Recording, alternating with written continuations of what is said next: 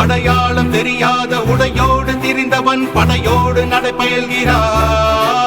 பகையென்ன வந்தாலும் பதறாதவன், பதவிகள் தடுத்தாலும் பணியாதவன், ஊர் கூடி எதிர்த்தாலும் மிரளாதவன், ஒற்றையாய் பல பேரை வதம் செய்தவன். எதிரிகள் எவரென்று எண்ணாதவன், தோல்வியின் விளிம்பிலும் குவளாதவன், விலை என்ன தந்தாலும் வளையாதவன், எளிமைக்கு இவன் என்றும் துணையானவன்.